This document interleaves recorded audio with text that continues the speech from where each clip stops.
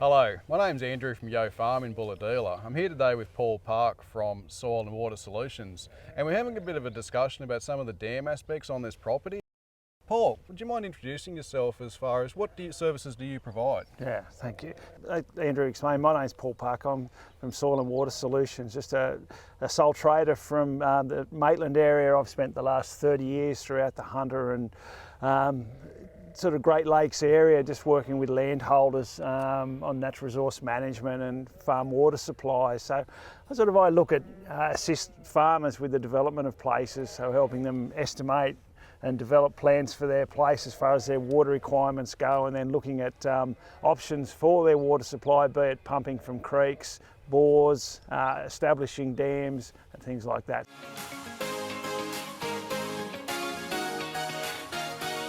First thing I do when I look at visit a landholder is look at the size of their property, where they're located, so we can have a basic idea of their harvestable rights from start, and then we start to look at where we position our dams and what sort of water they require from there. So the Water Management Act 2000 brought in some legislation around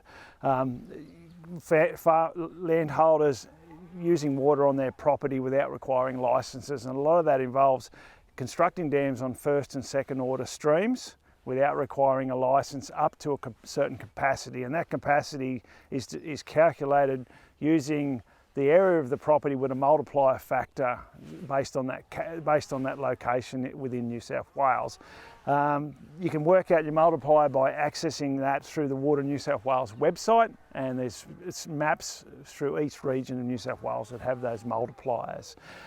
First and second order streams are determined by what we call, I think, the strata method, and that details that the first, where water congregates and forms a gully at the top of a hill, is the first order, and where two first order streams meet run into a second order stream. Where two second order streams move as it flows down through the catchment, goes to a third, then fourth order streams, and so on.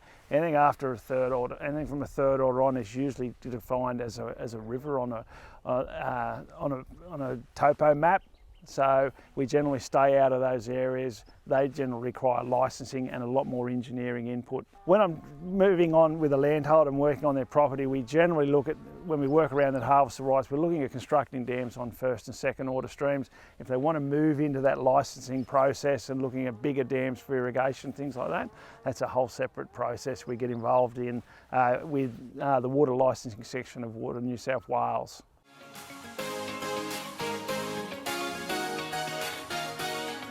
Paul, what sort of considerations does a landholder have when he's locating a farm dam? Yeah, I think the first thing, Andrew, we need to look at is what do they need it for. So we need to start to consider what are his water requirements.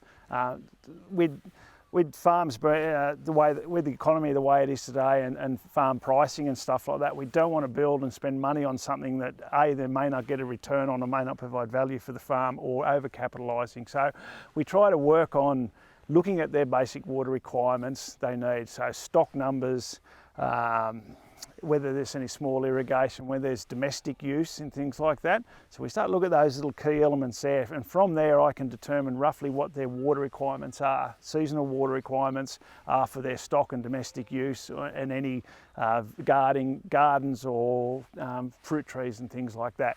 From there we can build on taking into account evaporation losses, seepage losses. We can then start to look at their total water requirements for that 12-month period, or whatever period we require. In different areas in New South Wales might require a 2-year return period, or an 18-month return period, or a 12-month return period, depending on their rainfall events. So the key element is knowing your stocking rates. We generally know what the water requirements are for stock, looking at your domestic use, looking at your garden use, and any small scale irrigation, generally under 2 hectares, that you might use for supplement. We can look at those sort of volumes required in that and start to design a storage around that, plus our evaporation and seepage losses.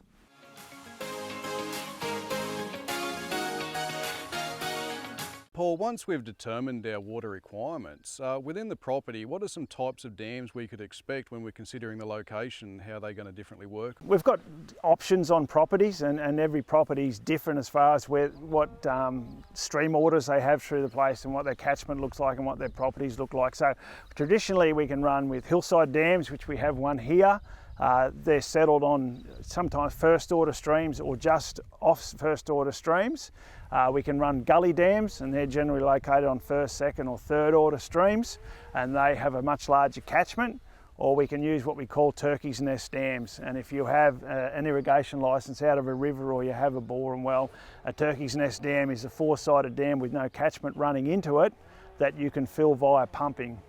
Turkey's nest dams are generally then excluded from your harvestable rights calculations, and they are filled from another source which is generally licensed. So they're the three types of dams we look at, and that will be determined by what access you have to flow lines and things like that on your property. Once a dam site's been located, what are some considerations that are involved with determining whether the dam's going to fill? That's a major component of where we look at where we select a dam.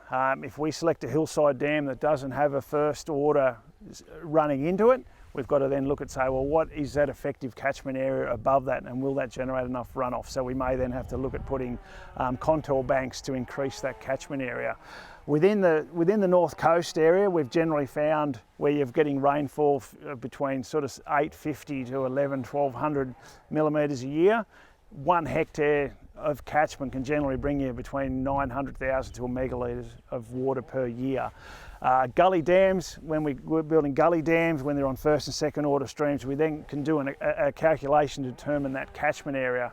And using that catchment area and runoff figures for storm events, we can then determine the runoff yield from that catchment and then start to work out the volumes of water that come out of there. So looking at that, the larger the catchment area above the dam site, the increased ability to yield the water you require from that. And again, you generally want to size a dam that can fill for you. We don't want to build a 20 meg dam on a catchment that might only yield 5 megalitres of water a year. It becomes uneconomical for you to spend that sort of volume of money for that return. So your area, your rainfall events, and then designing dams around storm events for spillway design and things like that. And looking sometimes at your soil types. If we move into sandier soils, your runoff coefficients are a little bit different to a steeper site with clay soil. So in a sandier soil, you might only get 5 to 7% of runoff per year out of that. Whereas we get onto steeper, clayer sites, we can generally estimate 10 to 15% of water will run off in a storm event. So.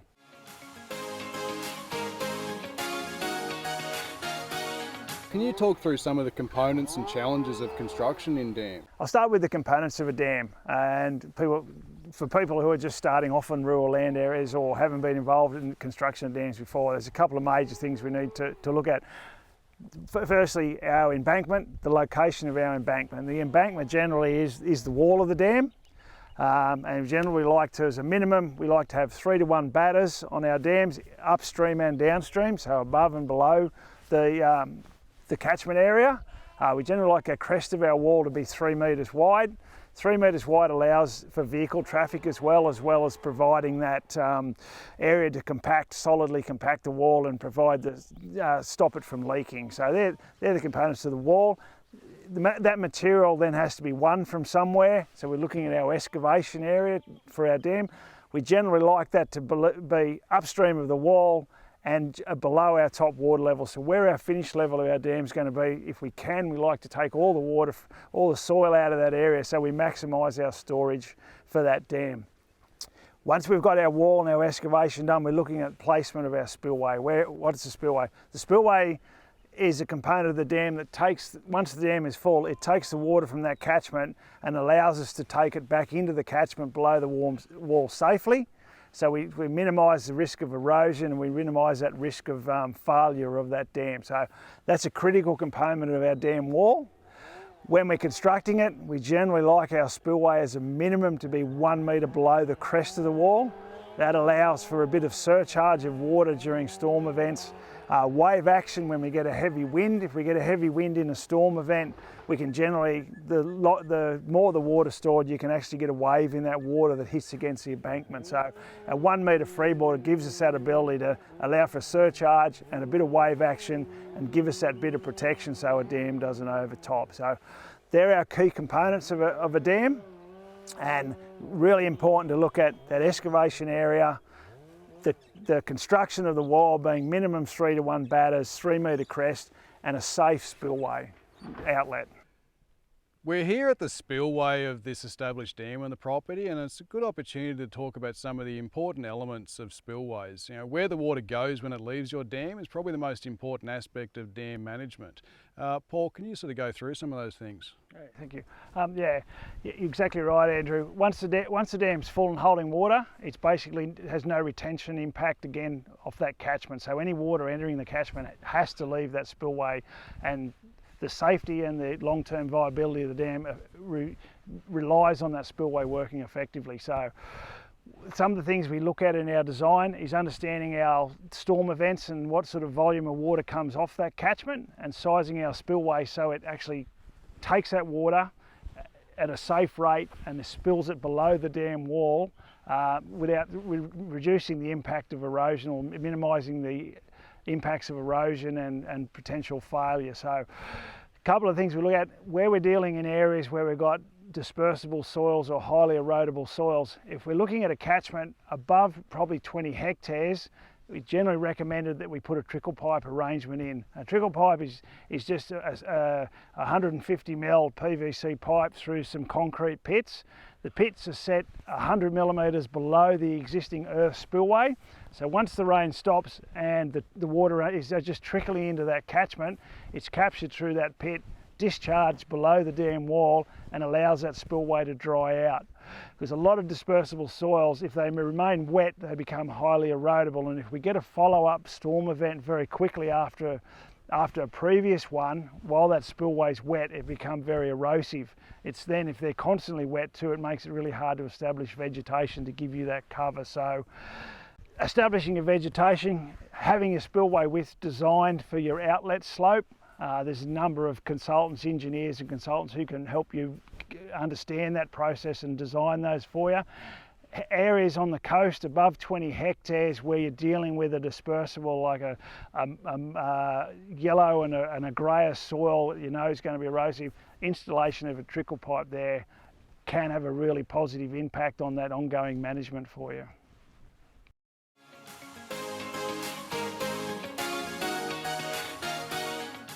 When we are looking at the construction of a dam wall, there's certain things we need to consider. There might be a little bit of preliminary work. We spoke previously about doing that bit of investigation. So we've really got to look at our soil type, which we'll talk a bit more about later, but understanding the type of soil you have to construct the dam with will really determine your construction method. So there may be a point where gypsum, bentonite, or even a plastic liner may be required to help that dam hold. But if the material is generally suitable, our general construction technique is pushing our wall 3 to 1 batters, 3 metres crest we talked about before. Establishing a cut-off trench. A cut-off trench generally runs underneath the centre line of the dam wall, and it's constructed down a minimum of about 600 millimetres into solid clay or into a hard rock to allow that dam to seal. If we don't have a cut-off trench and we don't strip our topsoil properly, it becomes a point of weakness and potential failure of a dam. So establishing a cut-off trench is really important. Cut-off trench is usually 2.4 to 3 metres wide underneath the wall. That allows a full dozer blade to work through so they can cut the trench, import their material and roll it all the way through.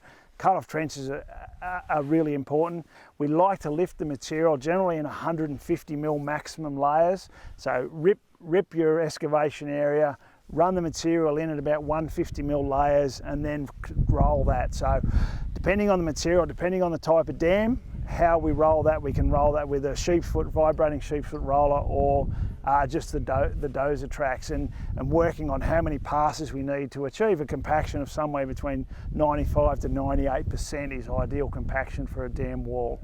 There's various methods we can use to construct the dam wall, and it depends on your contractor what they have. A lot of guys will use excavators, trucks and rollers, and they can import material, run it out with trucks, trim it off and then roll it. A lot of construction contractors may use a bulldozer and rip from your excavation area, push and track roll with a bulldozer and a roller. And on larger dams, it can become more economical sometimes to use a scraper as well. Soil types and testing will tell us whether we need to flatten our batters or increase the width of our dam wall. That will come through that investigation stage. But if we generally, typical hillside dams, 3 to 1 batters, 3 metre crest width, 150mm layers, compact really well, sometimes up to 6 passes with the dozer just to get that compaction that you need. And then once it's finished, really important, topsoiling and revegetation straight away. That allows that moisture to stay within the wall so we don't get that drying and differential cracking at time, or that potential risk of failure like you had here where it sat dry for a long time and then we had a massive storm event that filled quickly, and differential drying can then cause that weak point and tunnelling.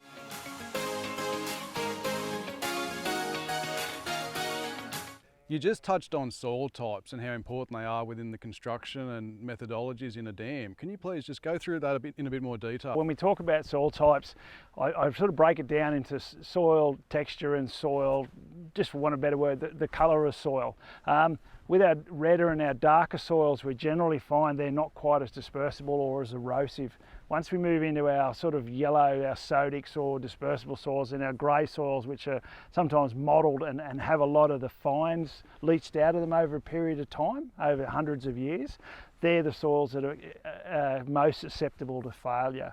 And unfortunately, along some of the coastal areas, and especially around this sort of north coast area, so we have a lot of dispersible soils around this area. So as soon as you start to highlight a grey or a yellowy soil during that preliminary work, that can be a bit of a trigger then to look at maybe I need to do a little bit more work as far as looking at an emulsion like a gypsum or a plastic liner or a different construction technique to make that work. So soil colour is a really good indicator, and within the talk that accompanies this, there's some nice photos that show the different types of soils and their erodibility, and also some techniques that you can use to help them work better in our dam construction.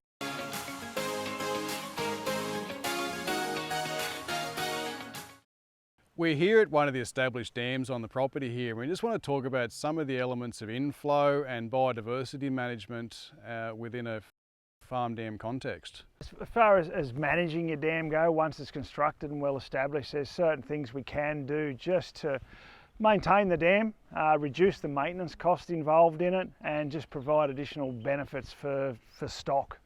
For water quality and things like that. So there's a couple of things we'll look at. We're looking upstream of the dam wall at the moment, and where sometimes you get rural roads that drain into the catchments where our dams are, or you've got large catchments above, sometimes if we can get away with putting little silt stops or diversions in those gullies just to help capture a lot of the rack and a lot of those coarse sediments from entering our dam, reduces your long-term maintenance and can help to improve your water quality. So during your design or during your construction stage, to see what you can do.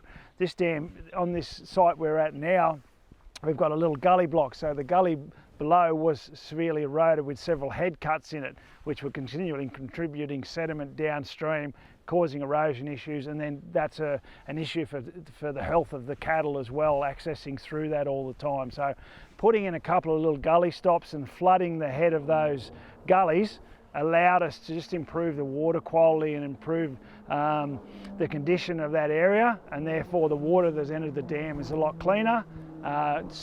Reduced sediment entering the dam reduces our ongoing maintenance costs, and that's a benefit to the landholders as well. So looking at that upstream, that's a key thing to consider, trying to take all the big rack, your branches, your leaves and stuff that wash down, and any of your coarse sediments that can potentially find their way into the dam and cause your maintenance in the long term. If we can reduce those, there's benefits for the cattle and there's benefits for the maintenance for that dam.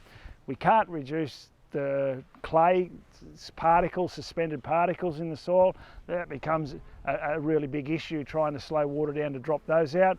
If we're looking at managing those later on, that's an amelioration with a gypsum and things like that to manage that, but that's not as critical as trying to reduce some of the larger sediments and the rack that enters our dam. We've moved on now, we've moved up onto the dam wall, and we're looking at management issues surrounding maintaining the wall of the dam. So a couple of key elements is maintaining that vegetation cover. We can see on this dam here we've got pretty good vegetation cover on the wall, the downstream batter, the upstream and downstream batters. That reduces the risk of erosion along your wall and on top, and also on your batters downstream. So maintaining a good vegetation, a good grass cover is really important. And another element there is managing the wall and keeping trees off the wall. We see a lot of dams, sometimes on the north coast, where vegetation sort of propagates very quickly. We want to be able to manage our wall to keep the trees off. Trees, naturally with the root systems of trees, they want to go and look for water. So they'll spread out and they'll push upstream, downstream, looking for water. If that tree dies or is then cut down, you have the risk then of the roots dying off, and then you have tunnelling issues potentially from there. If we're going to plant, we look at along the sides of our dams or behind our dam as included in our buffer strip. So really important to manage that.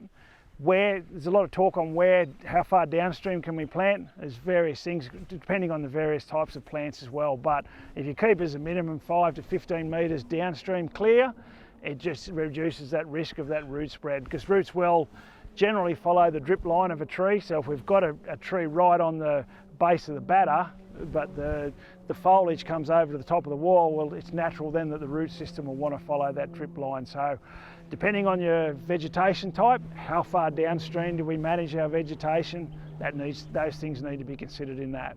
We're here below the dam, and here's some elements of the stock exclusion and water management for the livestock that are involved in the property here. I'm a big advocate of ensuring that the stock have very limited access to your water, but within that you obviously have to have then provisions for that stock water to be managed differently if you're going to provide it to the livestock. We've got the dam up above, the elements of stock water management within this sector. This area is a bit larger than you would normally do. It's about a hectare here, but I'm having this as a main infiltration point of water into the property. So I'm encouraging more growth into this area and requiring more actual area to work with. Within the dam sections, you can have simple gravity fed to troughs below. This system here relies on a solar bore pump that's being hung in the lower, more filtered water and transferring water across the property via that. Implementing what Andrew just spoke about is a key thing if you want to move forward and improve the water quality within that dam. And stock exclusion, having them out of the dam, pugging up all the time, keeping that clay sediment suspended in the soil by them moving constantly through there, urinating in the water, just generally has an impact on water quality. Establishing troughs below the dam and a siphon system or a solar system allows that water quality in the dam to stay at a better level, and also you can then control access for stock to that watering point. So you can size troughs to your herd size, so depending on the size of your herd, we can get longer troughs so that they can still all drink within that drinking period that they generally have. And establishing that, we can then have troughs maybe sitting between two or three paddocks, or if you're cell grazing, you can set it up. So you can actually have added economic benefits there of managing your farm better by having a trough system implemented that they can access from 2 or 3 paddocks.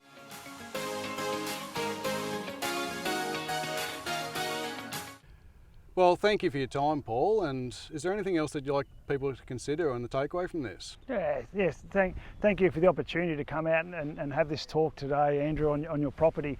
Yeah, for me, for landholders who are potentially looking at constructing dams, have a look at this information. If you have any questions or there's any clarification you need, please talk to your local Landcare representative, a consultant similar such as myself, or an experienced earth moving contractor. So there's variables in every site. Every dam site's going to be different. Every soil we're dealing with is different. So use what we've talked about today as a basis to get you started, and then where you need to get some expert advice to help you out moving forward. And again, thank you for the opportunity to help in some way to improve people's properties.